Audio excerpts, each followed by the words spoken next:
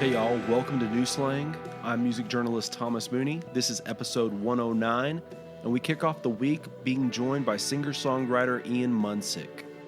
Ian grew up way out west on a ranch in Wyoming, and even now he tries to split his time between Wyoming and Nashville. And I think that rural upbringing really had an impact on his songwriting in both subject and narrative, and in how he approaches songwriting. There's a gentle and composed pace to his storytelling style and vocal delivery. And what I've liked so much about Ian's music is how his perspective often comes just left to center. And he's typically pretty comfortable and bold coming from that place. It's neither forced or a shoehorned mood either. His songs have these strong, infectious hooks that never quite leave you. And the rich sonic palette is typically informed by those giant western sky hues and bold earthly textures. Throughout, he blends those really strong attributes to create something new and fresh altogether. During this one, we talk about being raised in Wyoming and coming from a musically rich family, the songwriting and feel of some of his early songs, what he has planned for his forthcoming record, Coyote Cry, and navigating the co-writing world of Nashville and country music. Today's presenting sponsor is Desert Door Texas Sotol. If you know anything about me, it's probably that I'm from the heart of West Texas and absolutely love everything about West Texas. And that's really why I love Desert Door so much. You may be asking yourself what exactly Sotol is. Well, it's a premium spirit that's similar to a tequila or a mezcal, but for my money, it's a little bit more refined and smooth. There's a sweetness and faint hints of vanilla and citrus. And it's also as versatile as your garden variety vodka. At its core, Desert Door is authentically West Texas. They go out and harvest sotol plants from the wild and bring them back to their distillery over in Driftwood, Texas. So next time you're at your local liquor store, get a bottle of Desert Door. For more info, check this episode's show notes. If this is your first time listening to New Slang, I strongly suggest hitting that subscribe link. If you just did, I'm giving you a virtual high five right now. New Slang is over on iTunes, Spotify, Google Podcasts, Stitcher Radio, and basically any and everywhere you listen to podcasts. Go check out the New Slang merch store, grab a koozie, some stickers, buttons, and magnets. Any bit helps. I'll throw a link into the show notes. And if you're into playlists, go check out Tom Mooney's Cup of Coffee and the Neon Eon playlists over on Spotify. The Neon Eon is for all your nostalgic 90s country needs, which there's going to be more Neon Eon related stuff coming your way pretty soon. And then Tom Mooney's Cup of Coffee is a regularly updated mix of new Americana and country music. It's also a really great hint at who I have coming up on the podcast. So yeah, go follow those. All right, I think that just about does it for this little intro. Here is Ian Munsick. Yeah, man. It's been really, I've been really wanting to get you on here. And I guess I was when I first heard you, I heard the first EP you did. And that song, Horses Are Faster, was just kind of just an intoxicating kind of song. It just felt like you had to put it back on. It's so, what I find so interesting about that song is there is all this pop sensibility to it, but then it's also, you're not afraid of twang at all. Totally. Is that just part of growing up in the West? Yeah, man. I mean, man, I always like to put a stamp of the West on all my music, man, just because I feel like it's the most represented area of country music, man. And there are so many country people out there. In fact, that's almost all there is, man. There's no real urban areas. I mean, there's a handful, but nowhere near the East, man, or anywhere else really in the country, man. So I always like to stamp it, bro, because, man, that's just where I'm from. And I'm trying to reach to more people and expose it because it deserves more representation in country music, I think, dude. Mm-hmm. Yeah, like that's what I hear from your music is that like you do have like it's like you're unafraid to try anything out. Like it's both like the twanginess. People like always kind of veer away from being twangy, but like that's what country music sounds like, you know. And then at the same time, though, you have so much of the pop sensibilities. Like you just have really great, like I don't know, like even like for example, like you know on this new record you have coming out, you put out the Fleetwood Mac cover "Dreams." Yeah, I love that. That song. is like is as good of a pop song ever, right? And Totally. you mix and blend those two kind of worlds together so well. Oh man, thank you. Yeah, man. I mean, I'm probably like you in that I grew up listening to like everything, man. But the thing that I always come back to is country music, whether that be bluegrass music or Western swing music or honky tonk classics or, you know, I mean, it's just country, dude. And so growing up in a world where Spotify and iTunes and MTV is on all the time, dude, we just get all this music from all over the place, man. And I also have two older brothers, so I was always stealing their albums and just inheriting all of their music, man. So I think that kind of the poppiness comes from pop music, but I'm able to blend it because I grew up on a freaking ranch, man. I grew up in the middle of nowhere, Wyoming, where country music is as pure and true as it can get, man. So yeah, man, just the collision of those two worlds is something that I always strive for in my music, I think. Right. You and obviously you come from a family of music, the Munsick boys. Yeah, man. A family band. Like that's obviously something you're born into. Like, what was it like growing up with family that just had music all around and instruments and songwriting, and what was that like? Man, it was crazy, man. I cannot help but think that I'm just so lucky and blessed to have grown up in that, man, at a young age, because not only did it help my music, but it also creates another layer of relationship with your family, man. And that it's just really just the best of both worlds for me. Man, it was cool. I just remember my dad is a fiddle player and he used to play for us all the time, man. So that's why I just have to have fiddle in like almost all of my tracks, dude, because it always takes me back to Wyoming and it takes me back to where I'm most inspired to create.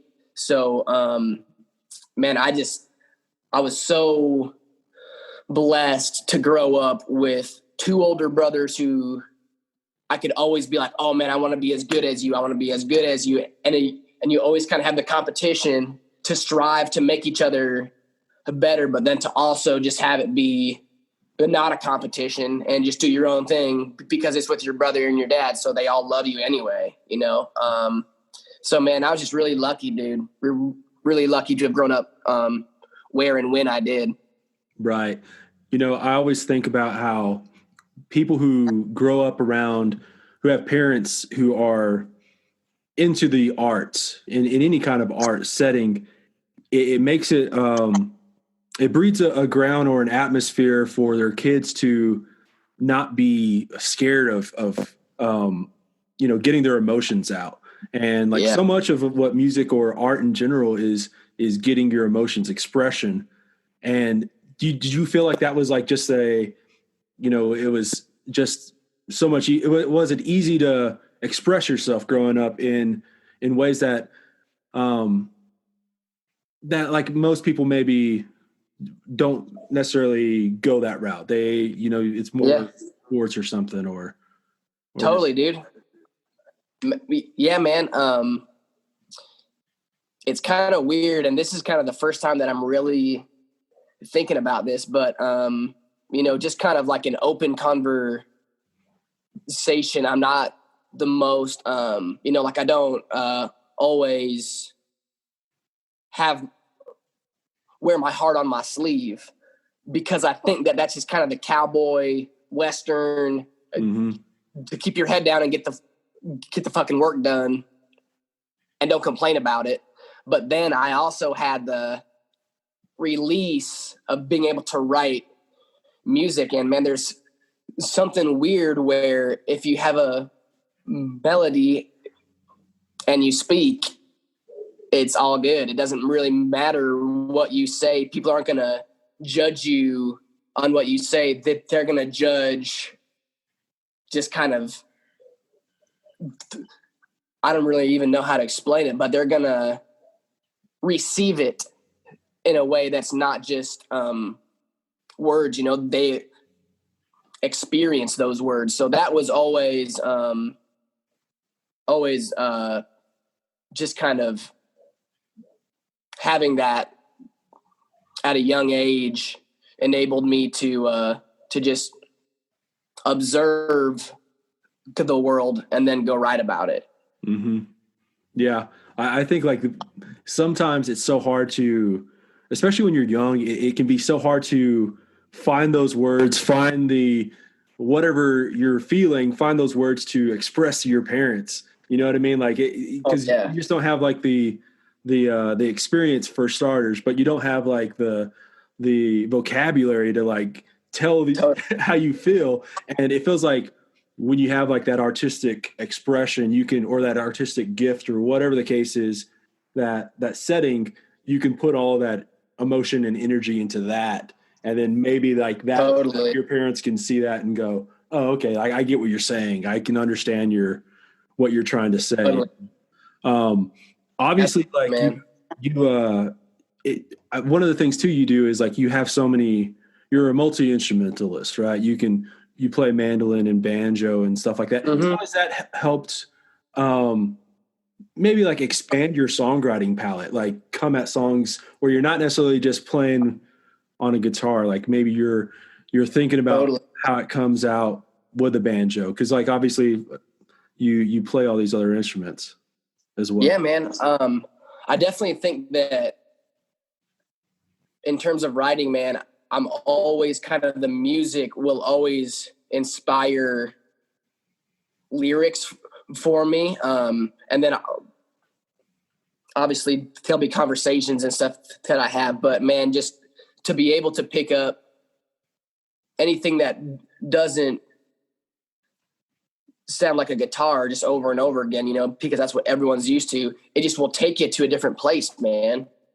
So even if you play the same notes on a banjo as you did a guitar, one might take you to Los Angeles and the other one might take you to North Carolina. Like, even though it's the same thing, it's just a different texture in the brain, and it takes you to a different place, man. So I always think that that being able to just mix up my songwriting process, both musically and just where I'm at, is always inspires new ideas. Mm-hmm. Is that something that you try to intentionally do, or is it sometimes more like, oh, I started this song on the guitar and I've hit this roadblock, let me try and switch it up and try it out here and something else? Or do you more or less try and constantly, I guess, maybe challenge yourself to like, hey, let's start on this instrument, the piano or mandolin or whatever it is? What do you try? What's your typical? Well, man, honestly, man, I usually start them on the guitar, just because I know that that's what it's all going to come back to, man. It's just me, an audience, and a guitar, man. And if you can make a song sound good, then you're going to be okay. Like you can throw all the mandos and the didgeridoos on there and stuff, but man, at the end of the day, it's going to come back to you and either a guitar or a piano or just one instrument, right? I mean, because that's where songwriting is stripped to its purest form. So, man, that's kind of how I like to start with the actual writing, and then I usually go into the production mode in the studio, man, because I'm a studio rat, dude. I could stay in here for hours and never see the light of day and be okay. But man, and then that's kind of where I'll go after that, is just, you know, throwing on all the other stuff on there. Obviously, like, songwriting it's never something that, like, you can just wake up and start it at 9 o'clock and write a song every day at 9 o'clock. But do you try and have some kind of routine built up, or are you kind of more, hey, I've got all these ideas, I collect ideas as they come, and then once inspiration hits, okay, now I can try and do it? What's more your style? Man, you know, there was years where you know, kind of back when I first started to write, well, not even after it was kind of like the middle chunk. And man, it kind of always goes in routines. Like, it'll come where I'm writing a song every day or every other day, like I am right now. And then that'll go on for a few months or even a few years. And then there'll be times where, you know, like, I need to just escape and let my mind get back to not that mindset, because it will inspire then things to go right about later on, man. But to just be able to go experience real life, I mean, like the kind of stuff that we do every day, and that the people who listen to my music do every day, that just inspires me to then go write more, you know? But man, it just always changes, dude. It's always just you really have to work at it, man. It's not one of those things where it's like, oh man, I'm inspired right now.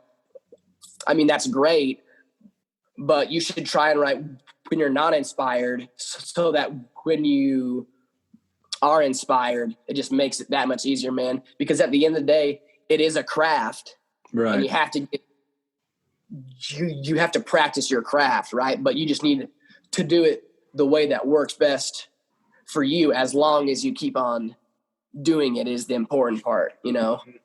Yeah. Just keep on. Yeah. I, as a journalist, I guess, like, young journalists will come to me and ask, like, what do I need to do? And my thing is always, like, start a blog and just, like, start writing, because it's not going to be good at the beginning, or like it's going to, like, you have to practice, because what's going to end up happening is, like, you want it to be one of those things where once you do start getting good, or once you have this idea, like, you don't want to have to then figure out, oh, I'm really bad at typing, or, you know what I mean? How do I, like, it's by that point, you want it to be where all that mechanical aspect is easy. Like, you've got that under control, and, like, you're able to harness the time, like the actual, like, physical, like, or not physical, but like the actual time to actually write under a deadline or whatever the case. And I feel like that has to be part of writing in general, is getting to know, like, oh, I write better under these circumstances. So whenever that inspiration hits, you're able to actually, like, use it and capitalize on it. Absolutely. Right. Absolutely, man. Dude, I was always, every time that you're inspired, like, even I was in classes, like in college and in high school and stuff, and I was in class like, damn, I'm inspired right now, like that. Like, I have a melody in my head, and I know that I'm going to forget it if I don't put it in my phone right now. So, like, you just got to just do it real quick, you know? Like, if you're inspired, you got to ride that train, man, because who knows what it could turn into. It could be your best work ever, you know, but you just, boom, then it's gone, which is crazy, because it's neither here nor there. It's just all up here, man. It's all in your brain. And then you have to to get that into a medium where other people can experience it. So, yeah, I mean, it takes practice and it takes work.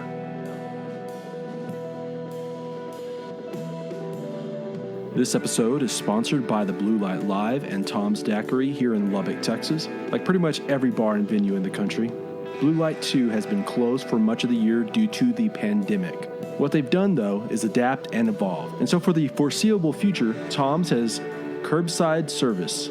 Monday through Saturday from 4 p.m. to 10 p.m., you'll be able to get your Blue Light essentials. That's daiquiris, beer, hand sanitizer, and snacks. What you'll want to do is call up Tom's with your order at 1-806-749-5442, and then you'll run by 1806 Buddy Holly Avenue and pick up your order. It's pretty simple. I'll throw a link to the menu in the show notes. While you're at it, head over to bluelightlubbock.com, click the merch tab, and get yourself some much-needed Blue Light merch. They recently just restocked with koozies, t-shirts, and caps. My personal favorite is this new shirt that they have in cantaloupe with blue ink. I know you're asking, what color is cantaloupe? Well, it's literally like the color of like a freshly cut cantaloupe. As someone who typically wears various shades of denim, probably going to have to get this shirt for that much needed pop of color in my closet, but I digress. So to recap, call Tom's Daiquiri Monday through Saturday for some curbside pickup and visit bluelightlubbock.com for some Blue Light merch. All right, back to the show.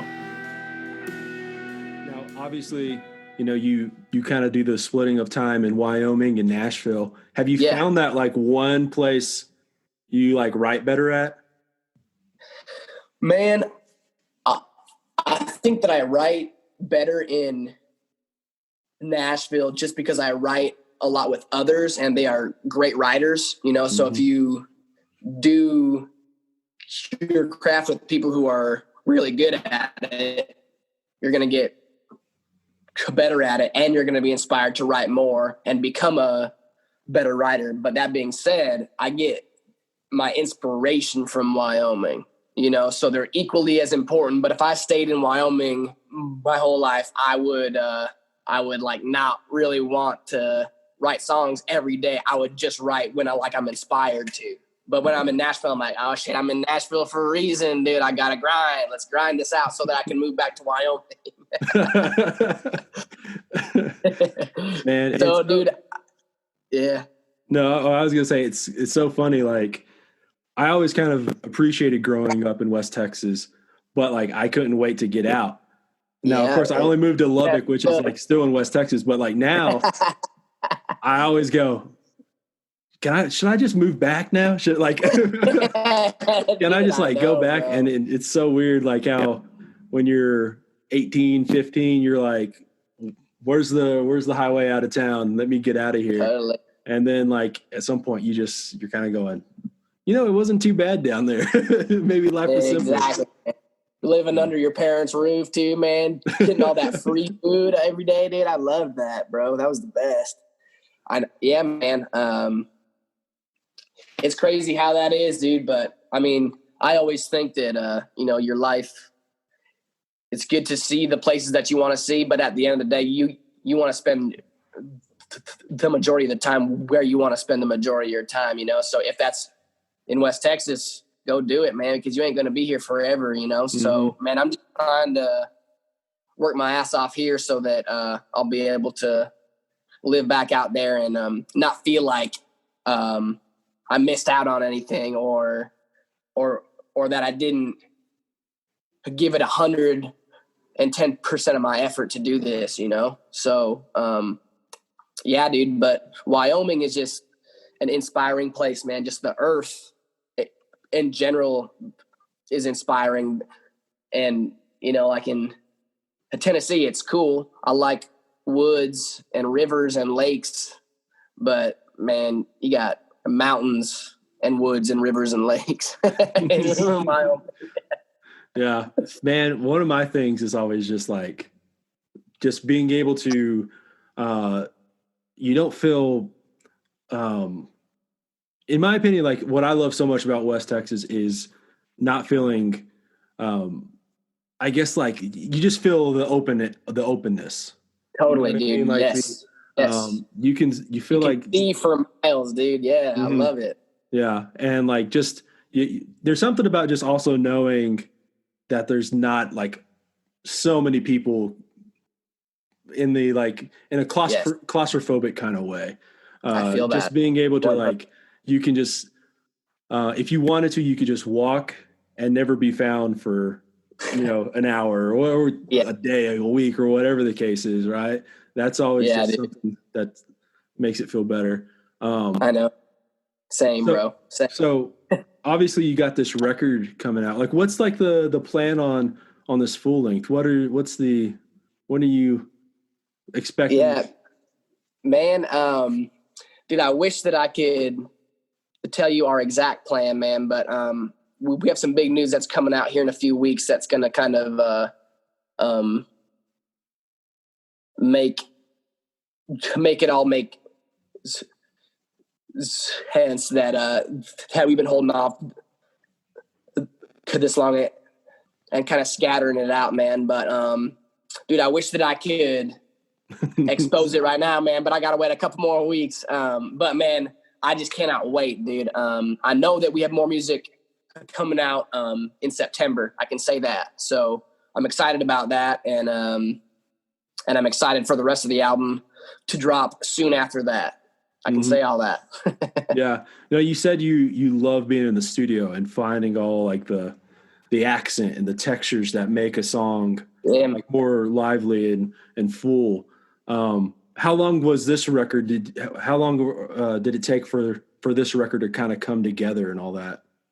Yeah, man. We started the writing and recording process the beginning of 2018, and then I made the first half of the album to that year, and then man, we cranked out the rest of the album in the beginning of 2019, and then we kind of wrapped it up at the end of the year, and then we dropped the first 2 tracks in January, and then another 2 in April. So man, it's been about 2.5 years since we started it, but I've had the record done for about a year now, which is crazy to think about, man, that I've had it for a year and I still haven't to drop to the rest of it. But man, I'm really excited to get it off of mine and into yours.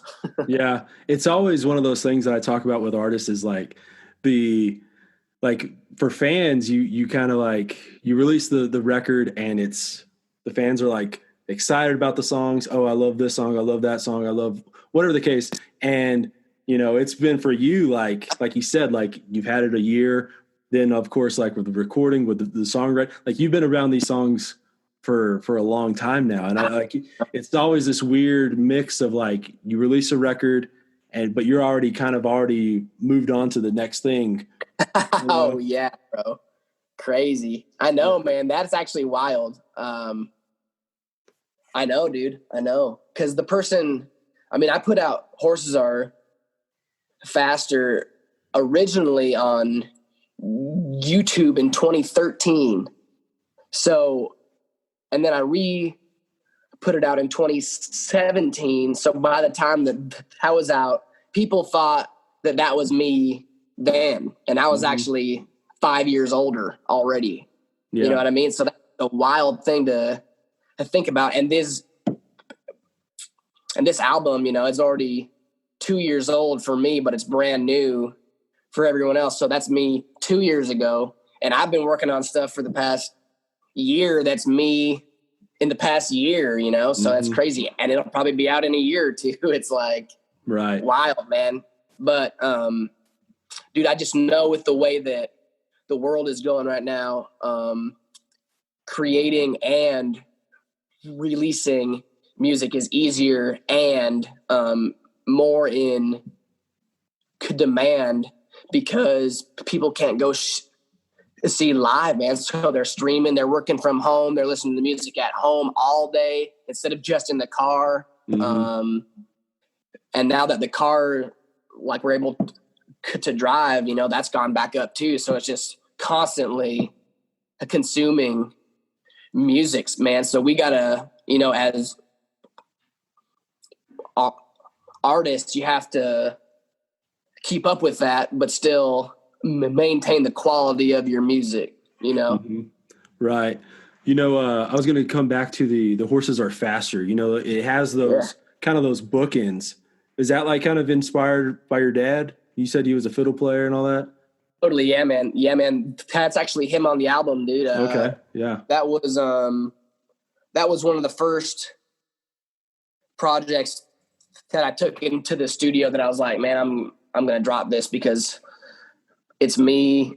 It was just me and my dad. We made the whole thing down in our home studio that my dad had to record his kind of singer-songwriter stuff. And man, we just held up in a little room for a few days and just got it knocked out, man. But it was pretty special, man, just having my dad on that. And like I'll always be able to go back and play that and then hear my dad and just be taken back to Wyoming and the Munsick boys and the West, so yeah, man, that was it was for sure inspired by my dad. And like I kind of had that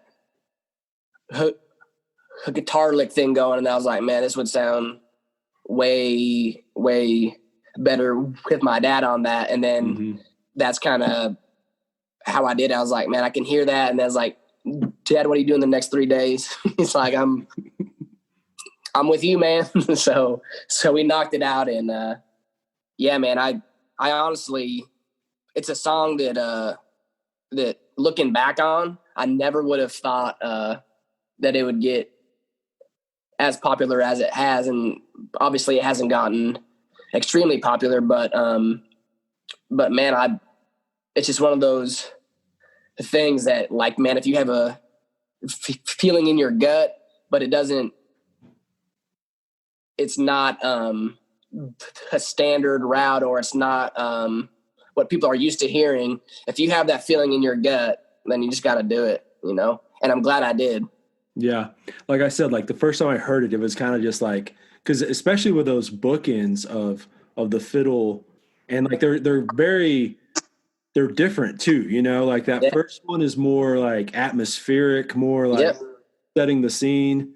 And then you kind of like dip into the song, and then you break out of it. Like, and it's just like, oh man, it's different, Totally. That's the thing that really caught my eye the first time listening to it was that, or my ear, not my eye, but, and, man.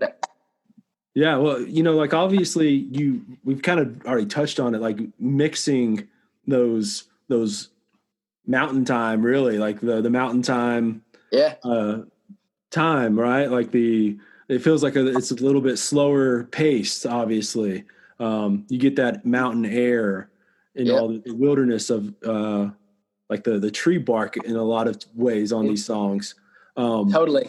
Is that like when you're writing these songs out there, or like picking up all these ideas, like how do you typically store them? Are you like a phone guy? Are you like I'm going to do something on the phone, or are you kind of more, you got to write it out or something? Man, usually the like lyrical ideas, I'll put them in my notes, but man, the ones that always end up being my favorites are the ones that I just remember because they stick with me. So that means it's like, all right, it stuck with me. That means that something is working with that, but in terms of like melodies and stuff, dude, I got to write them down on my phone because they're like in and out. But yeah, dude, I just always think that the ones that just stick with you, or just from my experience, are the ones that like your inner creative being are telling you to write or telling you to get out, Mm-hmm. To prioritize that and then write down the stuff that, that might inspire you more another day. Yeah. Yeah. Like obviously, like with right now, the pandemic and everything, you mentioned co-writing.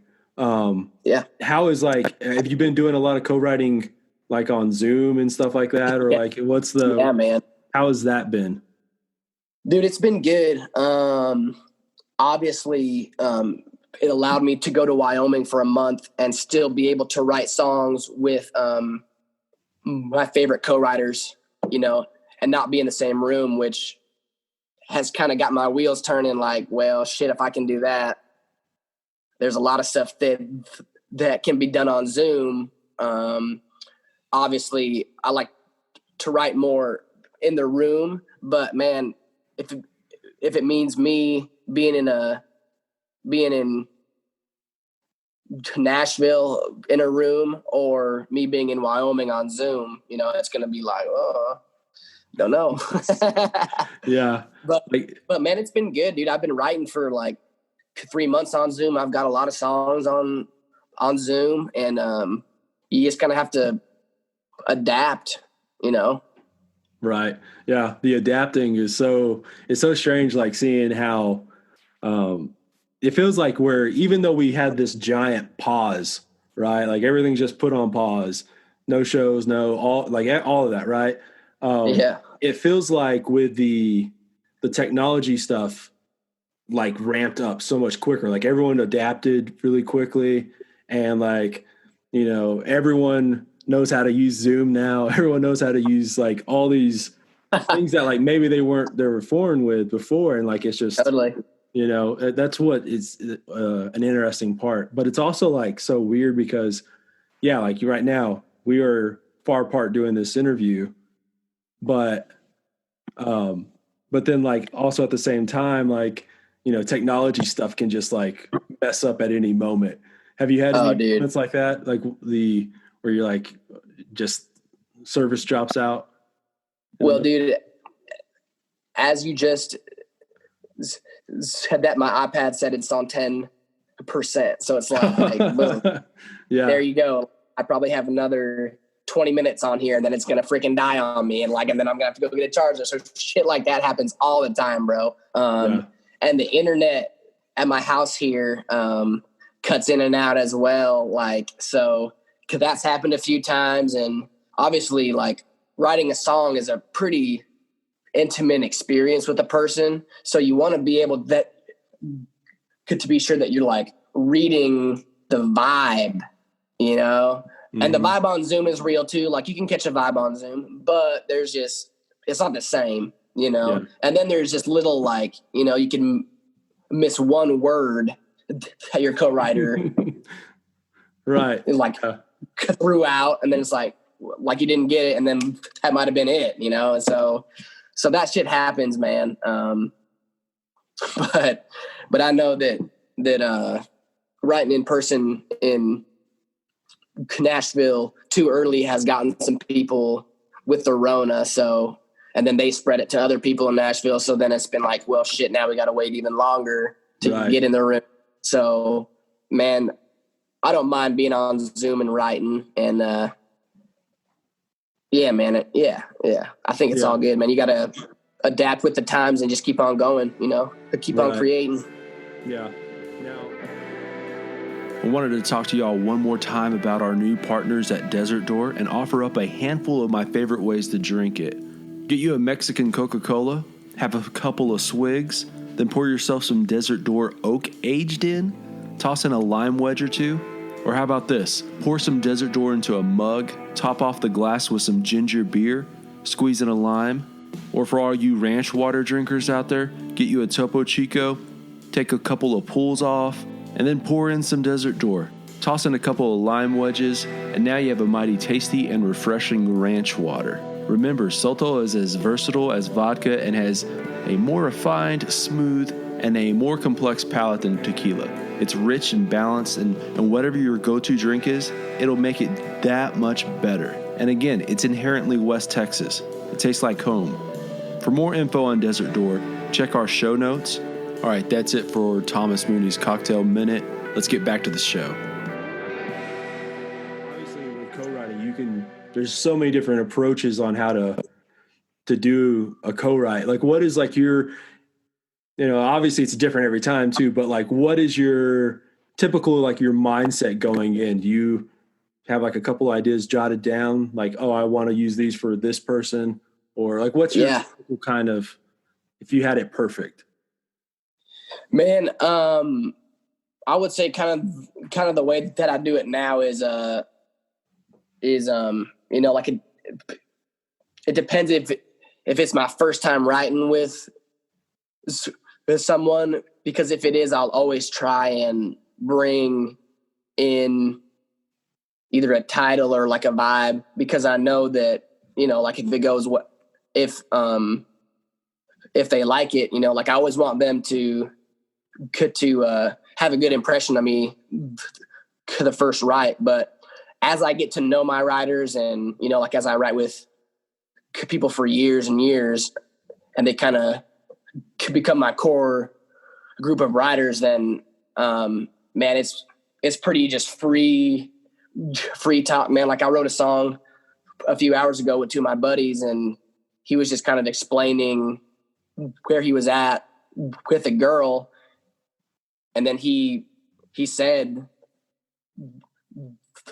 the title as he was talking. I was like, man, that's the title right there. Let's write it, you know? So it's crazy, man. It can happen just like that as you're getting to know your writer. You know, it's just always trying to keep an ear open, because other people always have the best ideas, man. You just got to receive them, you know? Mm-hmm. Yeah. It's so weird and strange how I feel like there's like some of the best songs, the best songwriting teams are based off of all that like experience with each other, that relationship, that back and forth, and being able to like pick up what someone's really meaning. And being able to like really, you know, based off of years of experience, but also at the same times, I feel like you guys also can do this thing where you go both blindly into a room, and you can work past all the, you can skip all the small talk and just get right into it. Yeah. And I find that so interesting how, like, you know, so often we use this, we just go through small talk through life, but like people of the same, in the same field can just like skip the small talk and just go directly into these moments. And like, especially in songwriting, like since a lot of things can be so emotionally tied, you can just skip all of that and then like become like instant best friends, you know, because you guys wrote about like something really heavy, you know? Totally, dude. Yeah, man, you're exactly right, man. It's one of the weirdest things ever, dude. I've gotten great ones with people who I've never met, and then just boom, you're there on Zoom for the first time. So you don't even really know what they actually look like, but you're just there, like you're a head on a screen, boom, write a song. And man, I had that happen like 2 days ago. I was in a write, and I had never met either of my co-writers, and one of them just was going right in, was like, I'm sorry, I'm going to skip all the small talk. I have this idea, and if I don't get it out, then I'm going to lose it. And I was like, I love this shit. Let's go, dude. Thank you. Let's go. Yeah. And we got a song in an hour, bro. And it's like, boom, done. There it is. You have a great song, and now you have a relationship that is, you know, that can last. And it's crazy, man. Small talk is good. Like I get it, and it can lead to other things, but in a creative way, man, it's you just got to kind of to go with the flow of it, man. Go wherever the room is taking you to go, you know? Right. Yeah. Like I've obviously, like, there's people that will meet to do a song, and, you know, like they don't even necessarily get into the meat of writing a song. They get into the, like, let's talk for an hour and get to know each other. And then then they ease into it. It's just so fascinating, all these different ways, these different approaches. And obviously you can adapt and try and do them different ways for different people, or you're in a different mood or whatever the case. I find it all so fascinating. Yeah, man, it is. And there's every combo in between, man. There's guys who are in the room that are just assholes who will ask you like, "Oh, how did you get this right? Like, why am I in the room with you today?" Like straight up. Oh. And then you'll have another right where it's like they've had hits and be like, "Oh man, it's so great.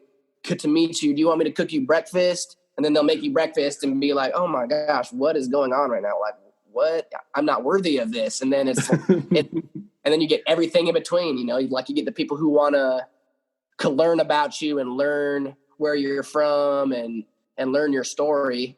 And then you have other people, like I said, who just boom, like I'm going to skip everything and just go right in for the kill here. It's like, all right, dude, you just got to, it'll keep you on your toes, man, for sure. Right. How, do you often know, like after a write, if you're going to, if this is a song that you're potentially going to record, or is it that easy, or do you often have to like mess with it for a while and go, this is for me, or this is not Totally. for me? Man, that's a great question, dude. Because it's kind of all over the place, man. Usually what happens is that my last song I wrote is the one that I'm most excited about, right? It's like, what I've tried to do is just wait a while and wait a few weeks, keep on listening, and then escape from it for a few weeks, and then come back to it and listen to with fresh ears and be like, all right, like, is this a song that I really want to do? Or there's times where it's like, oh shit, like you're in the room, you have a verse and a chorus, like, oh shit, this is my next song. Mm-hmm. Like it, and you haven't even finished recording it yet, you know? Right. So man, that's one of those that's totally on a song by song basis, I think. But I always just try and err on the side of waiting a little bit and seeing if it's actually the right one, because I know that I'm going to be writing another one tomorrow that might need to be heard more so than the one that I wrote a month ago, you know? But yeah. Cause I can see how, like, you know, sometimes you finish a song out with somebody, and cause obviously, like, even writing solo, like, by yourself, you can write something and go, I don't know if I'm ever going to cut this. Yeah, totally, dude. Oh yeah, of course. Do you ever go back to like songs that you didn't record and kind of like pick the good stuff out and like add them to something else later or something? Is that ever anything you do? Dude, I used to do that, man. Usually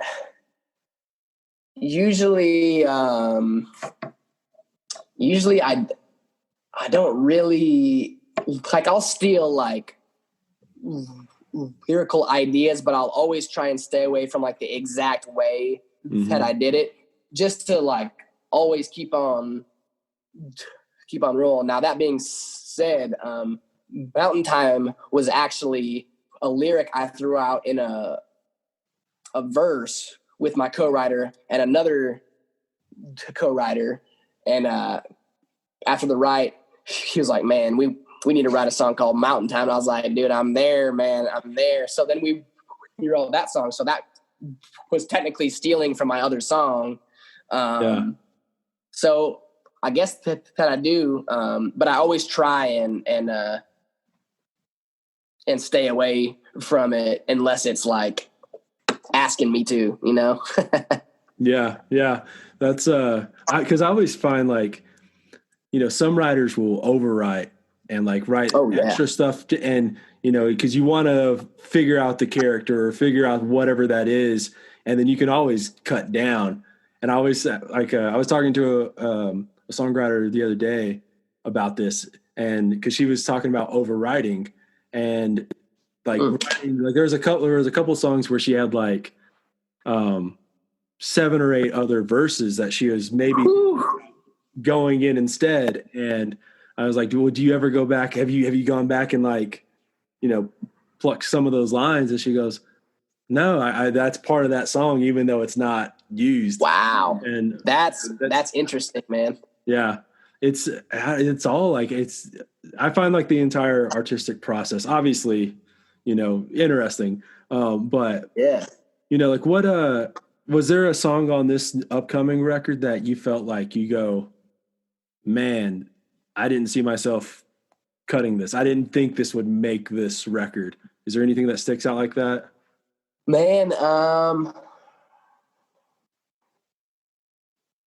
honestly, dude, Dreams was kind of that way because, like I never thought like I've known about that song for 20 years, like it was one of my first ones that I remember being like, oh my gosh, this shit slaps. But, I never thought that I was going to record it, and then I kind of released that, banjo thing of me, on social media like 2 years ago. And then it just kind of grew legs a little bit. So I was like, man, if I recorded this, I think that people would listen to it. So that was kind of one that did. But man, with the others were kind of just came, man, because I knew that it was had in this time frame I was going to write for an album, so every time I go in this room, I'm writing for this album. So I kind of always knew that, that I would be recording the ones that I was writing, man. Mm-hmm. Yeah. You mentioned doing the stuff on like Twitter and social media in general, like the cover songs. Like you were getting a whole lot of traction with people, like doing all these different covers. Like what goes into like, oh, I need to just do a short little clip of this. Oh. What? Because I'm sure like everyone loves all these songs, but like you kind of go, hey guys, here's my version of it. Hey, yeah, man. There'll be times where I'm like, okay, do I need to like have 8 of me on stage and playing every instrument and like crack hitting out on it, and then spending hours and hours and hours doing all this stuff. And then I've had ones that have gotten just as good reaction with just me and a guitar on my iPhone, like playing it. So it's like, shit, man, I spent all that time and this got the same amount of shit. And like, but, dude, yeah, man, I was doing it hard for about a year. And then I was like, all right, I've built a solid, start on this. Now I'm going to go write this album. And man, that kind of just drew away all my effort and, energy behind a screen and doing all that stuff, because it's a lot of screen time, just recording music and editing music and right. And doing all that. And I like to play a big role in that just because I know what I want my music to be, so man, that was a fun time, but it's definitely stressful, man. Social media is just a stressful thing to just be able to like, shit, man, I got to post every 2 days, 3 days and keep these people happy and entertained and like engaged in my shit, but all I really want to do is just play music and make music for people, so, but it all goes hand in hand, I guess, man. Yeah. I always just like, obviously every time you posted one, you just see it retweeted every once in a while. So it would always be like on my timeline, just scrolling through. I'm like, okay, man, I get the point. I like the song. Man. But, no, I think it's all good. I'm really excited about this new record, man. I think it's going to be real good, dude. For you. Same, man. Well, dude, I appreciate it, man. I can't wait to get it out, dude. It's been a long time coming, dude, but I think that people are going to like it, dude. It's a little bit of to Nashville and a lot of Wyoming all in one, man. I love the Nashville quality of recording, man, is unmatched by, almost anywhere else besides LA and New York. But, man, I think that that bringing quality, real country music into the world just needs to be done, man. Because like I said, I think that it's underrepresented. I think that the Mountain West and the West in general in country music is underrepresented. And man, I love Red Dirt as well, man. I love the Texas country. I grew up on that shit too, man. So I love that, and I love y'all. And yeah, man, I just can't wait to share what I've been working on, dude. Yeah. Like I said, like you said right there, like the Mountain West, like those. It is like that mix of like old cowboy songs and yeah, new kind of new sounds, fresh sounds. So I dig it. Yeah, bro. Exactly, man. You get it. Yeah, hopefully so. Yeah, man, it's been really great talking with you. Yeah, man. Thank you for having me, man. I really appreciate it. Thanks for listening to New Slang. I hope you all really enjoyed this one. Be sure to check out Desert Door, The Blue Light Live, Tom's Daiquiri. Stop on over in the New Slang merch store, hit that subscribe button, and be on the lookout for upcoming music news from Ian. Okay, I'll see y'all later this week for another episode.